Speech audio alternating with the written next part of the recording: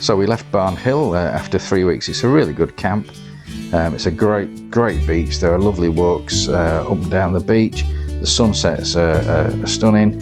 There's fishing off the beach or off of rocks. At low tide there are rock pools to explore. It's a great place for kids. You know, there are people there who stay there for the whole season, from May through to September. It's that good. So we became part of the little community there, and we really enjoyed it. The camp itself is a bush camp though. It's not all the luxuries of these, you know, town and city camps. Half the toilets and showers have got no roof, so you've got to expect some sort of leaves and bugs and things, but it's all good. When we were there were no sandflies really, but the mozzies were quite bad, though they weren't as bad as in Onslow. Basically, yeah, I'd highly recommend Barn Hill. If you can cope with bush camps, Barn Hill is an awesome place.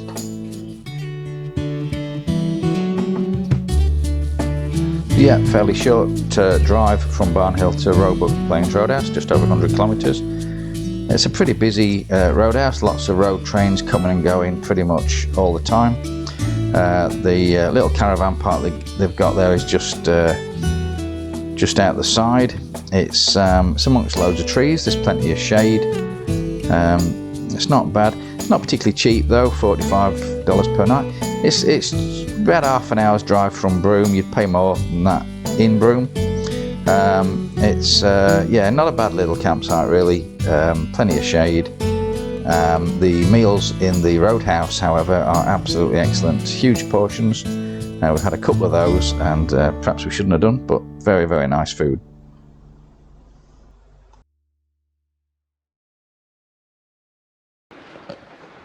Okay, we're at Ganthuum Point. Something?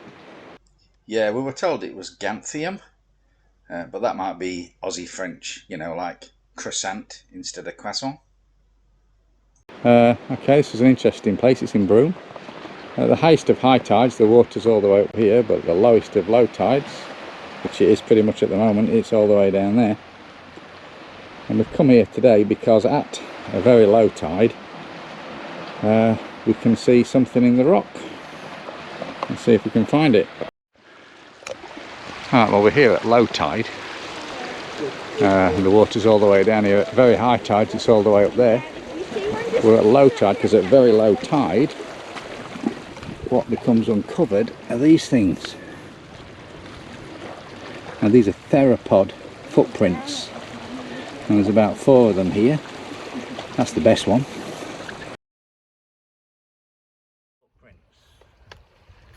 Now they are footprints of theropods. I'll put my foot next to, and that's a size 12, next to the theropod footprints. You can see how big they are. There's 2 more there. Yeah. So you can see one there. And there's another one there. So what dinosaur are these then? So theropods include all those big dinosaurs like Tyrannosaurus and Allosaurus, but you saw how big the footprint was, so it wouldn't have been something like that. It would have been about this sort of size that you can see in this picture. Yeah, so today these rocks will be uncovered. It's about 4:30, low tide is about 5, and by about 6 o'clock they'll be covered up again. So we're going to head off now, get back up there before the tide starts coming back in. Some of these rocks are pretty slippy. I nearly fell over 3 times coming down. But anyway, yeah. It's a bit of a scramble back up these rocks. And some of the rocks are really slippy. I've slipped 4 times now. And the last one into a bit of a hole, and I could easily have broken my leg if I'd have gone over. It's bleeding, I know that.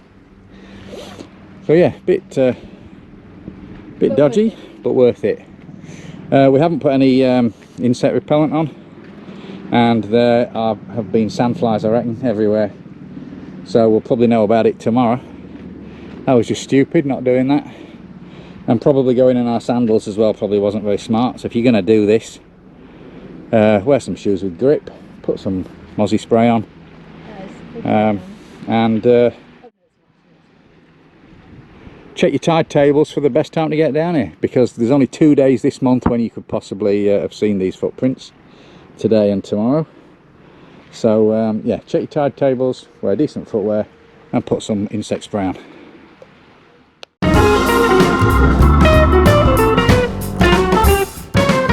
Alright, welcome to Coffee and Cake for this fortnight.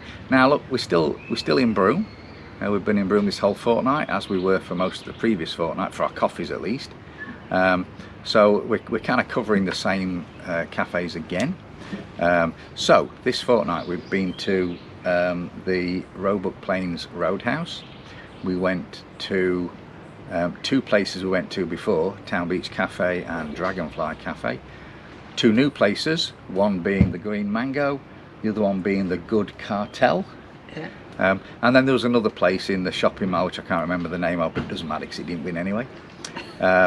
So they're the contenders for this week. So what do you think?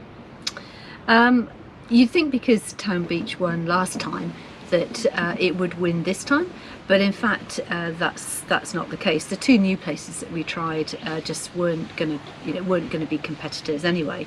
But the problem with Town Beach is that we went there a few times, and although the setting's great, the coffee varied enormously from the different times that we went there. And one time that we went there, it was really not very nice at all.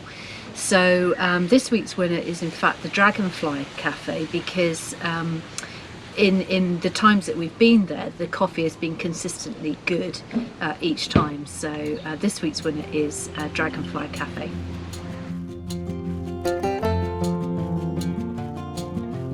This is Broome Gateway campsite. Surprised it's not busier, to be honest. It is literally only about 5 kilometres down the road towards Broome from the last place we were at, Roebuck Plains. The only thing about this place is it doesn't have power, so you need to be self-reliant. You need to have your solar panels and your batteries and whatever else, and generators perhaps.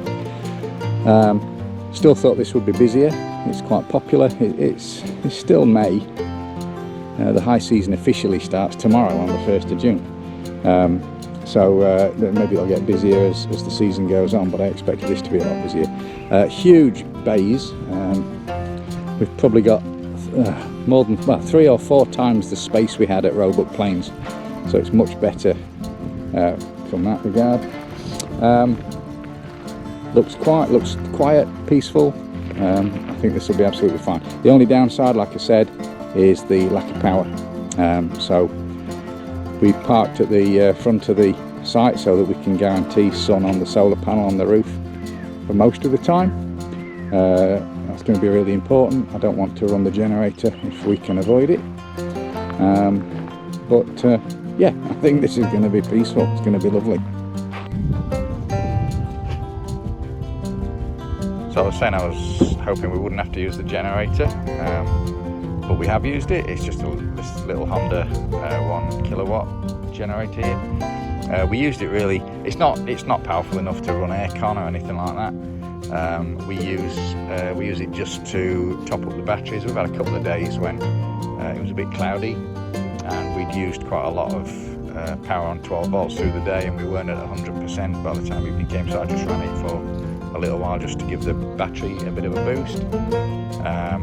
But yeah, good little generator, very easy to service. I gave it a bit of a service the other day, just about cleaning the air filter and putting some oil in, checking the spark plug. But yeah, we've used this just a handful of times on the whole trip, but we used it this week just to give the battery a bit of a boost.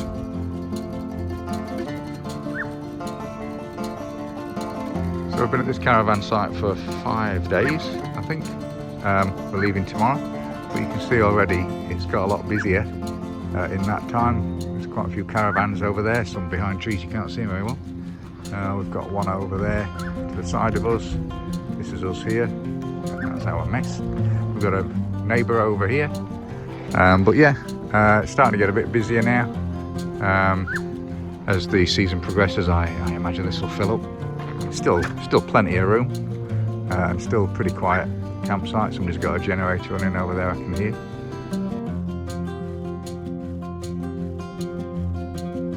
This is Roebuck Bay in Broome. It's a typical bustling Sunday morning. This is Town Beach. This is the Town Beach Cafe. Everybody's going about their normal Sunday morning business, having coffee and having their breakfast. It's a lovely sunny day. All looks very peaceful, beautiful. Not so, however, on March the 3rd, 1942, when that morning a tragedy very quickly unfolded. So when the Japanese attacked and pretty much neutralised the American fleet in Pearl Harbor in December 1941, they had free rein through much of the Pacific region, and they very quickly invaded large areas, including what is now Indonesia, then the Dutch East Indies. They invaded Singapore, and they got down as far as Timor, which is pretty close to the northern shore of Australia. On the morning of March the 3rd, 1942, Roebuck Bay that you can see here had at anchor 15 flying boats, a mixture of Catalinas, Dorniers and the big Empire flying boats. They were American, Australian, British and Dutch aircraft, and they had been involved just the day before, overnight really, in evacuating refugees, Dutch refugees from Java in the Dutch East Indies to escape the Japanese advance. On most of the flying boats, the passengers and the personnel had not disembarked. They were still on board, that arrived during the night, and they were sitting ducks when 9-0 Japanese Zero fighter bombers arrived, coming around the headland over there, and proceeded to destroy every one of the 15 flying boats in the bay. The wrecks are still there. They sank in not too deep water. When it's very, very low tide, you can see the wrecks, with the 15 flying boats in the bay destroyed and sunk, with great loss of life, civilians amongst them, men, women and children. The Japanese then turned their attention to the airfield. There were 2 B-17 Flying Fortresses, B-24 Liberators and some other planes. They were all destroyed too. One Liberator managed to take off, but it was shot down about 20 kilometres out to sea. Because the names of refugees were not recorded when they left Java, it's difficult to know for certain how many people perished on the day. Officially it's about 80, but unofficially people have said it could be as many as 120 people died on that day in Broome.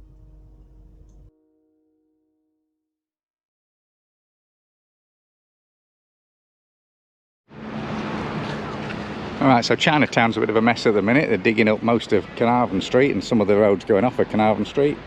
So it's just like a big load of roadworks at the minute, doing a lot of repaving.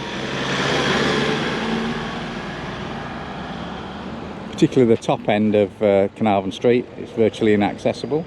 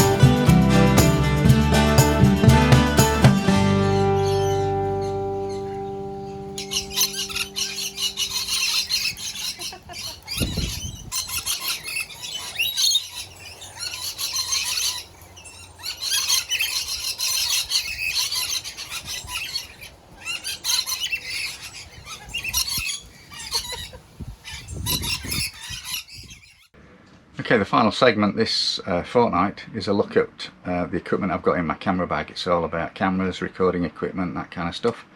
If you're not interested in that, and a lot of people won't be, then you can turn off now. The next episode will be on June the 21st, so watch out for that. Some people are interested though. Some of our subscribers, for example JT Media, I think would probably be interested in what I'm using. So yeah, carry on watching. It goes on for about 10 minutes.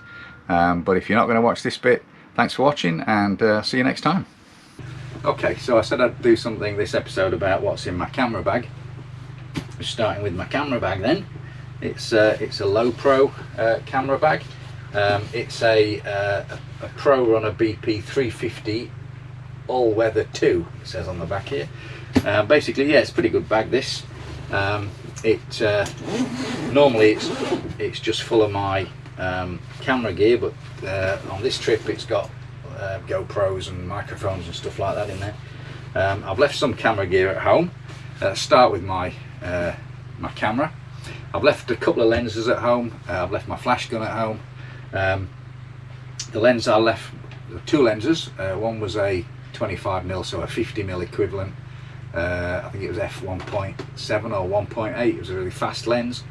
Could have bought that, but it's I decided I was lacking space. I've also got a 60mm, well, so a 120 equivalent macro lens. Didn't bring that either. What I did bring was just the one body. It's an Olympus OMD EM1. This is the mirrorless, the 4/3 mirrorless camera system from Olympus. Same lens mount as the Lumix cameras.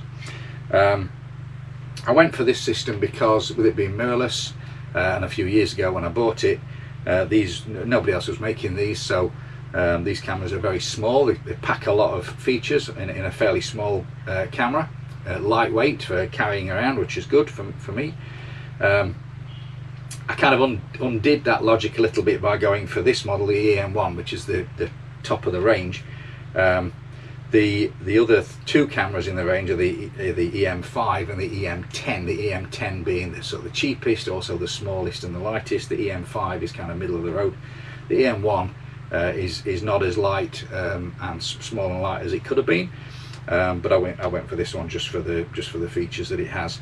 I found it to be a really good camera. I think there's a Mark III now for the EM1, so this is getting a bit old in the tooth. The lens though, they're still selling these lenses. This is I didn't bother with the stock lens when you buy the kit. I wasn't interested in that. This is the 12-40 f2.8 Pro lens. It's a really good lens. The lens on its own costs as much as the camera. So this is like a 24-80 equivalent. So it's a mid-range sort of short zoom. Really happy with this lens. It's awesome.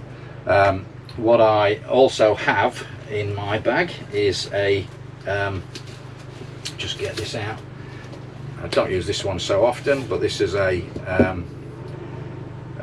75 to 300 lens. So this is actually about 10 times magnification by the time you get it all the way out. Not as good quality. It's not a pro quality lens such as this one, because this would be thousands if it was pro quality. So I use it for wildlife and birds and stuff like that. But yeah, really happy with this camera system. It's a shame that Olympus have decided to stop making cameras, but there you go. Really happy with that. One of the downsides perhaps of this camera, with it being a few years old now, is that when shooting video it only shoots high definition, 1080 high definition. So if you're wanting to shoot 2K, 4K, that sort of stuff, this is not capable of doing that. Also in my bag, I've got the case is falling apart now, but it's a Lumix DMC LX3. I've had this one quite a while, but this is an awesome little compact camera. I'd be quite happy to have one of the LX100s, I think they're up to now, the Panasonic Lumix cameras. But yeah, this is awesome. An awesome little. It's got a Leica lens. Great little camera. Now use my phone quite a lot for video and photography, because phone cameras are getting that good now. I've got an iPhone 10. It's an XR, an iPhone XR, and really good. I'm really happy with that too. Shoots great video. It's not awesome, but it's good enough. It's good enough for what I'm using. So quite happy with my phone. I think when I get back from this trip sometime next year, I'll probably be looking at getting one of the 12s because of the features that their cameras have got, which means I may not ever need to take these things again. Alright, I've just emptied out all these little bags from the bigger bag. So what we've got here is the GoPro 5.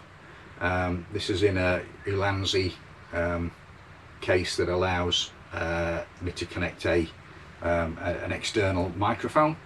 I'm actually filming this with a GoPro 8, which I'll show you some shots of, which I'll take separately.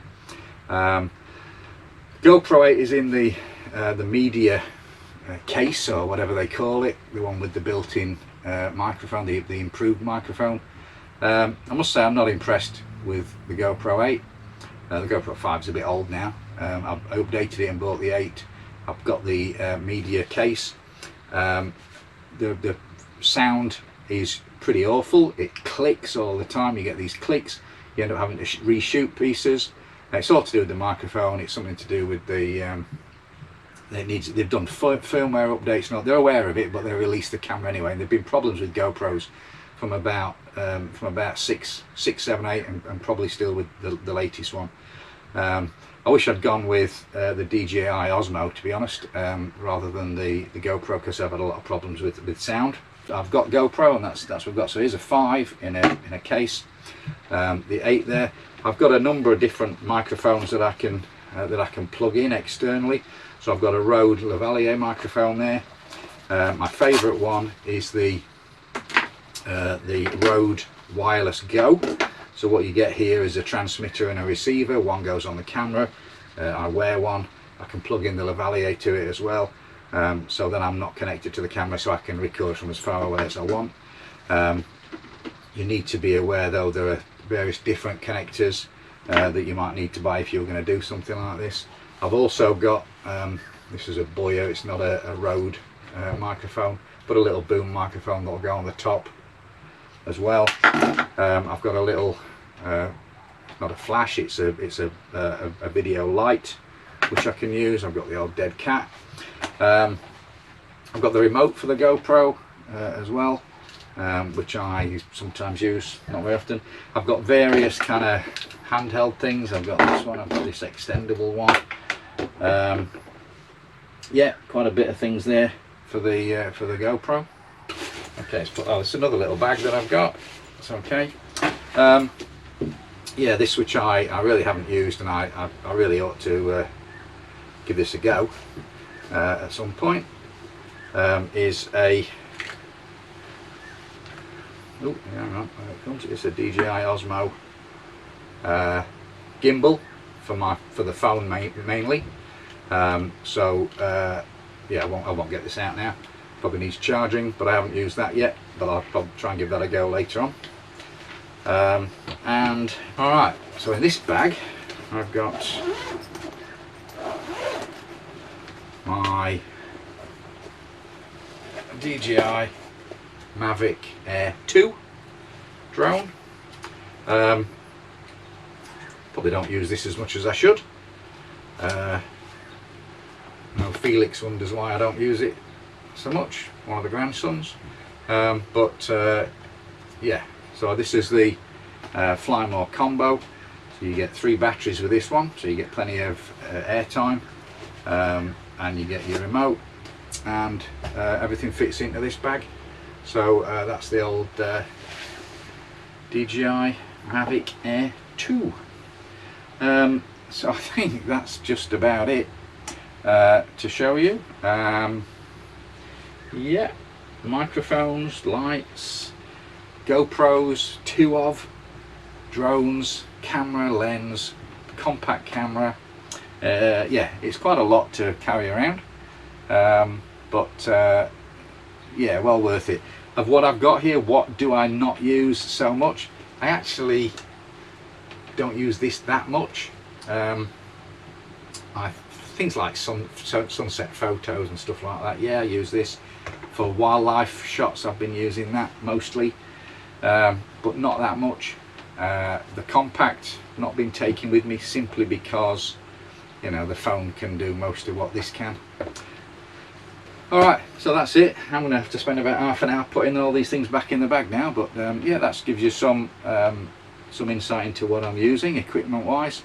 I'm doing all my video processing just on a bog standard Acer laptop. I didn't want to get anything flash and fancy and bring it on the road. The Acer is fine. It's you know, it's a middle of their range, sort of. It's not a cheapo, but it's mid-range. So I'm using that. What else have I got electronic wise? I've got some Bose Bluetooth headphones, noise cancelling headphones. They're awesome. And yeah, some Zeiss binoculars, which I won't get out.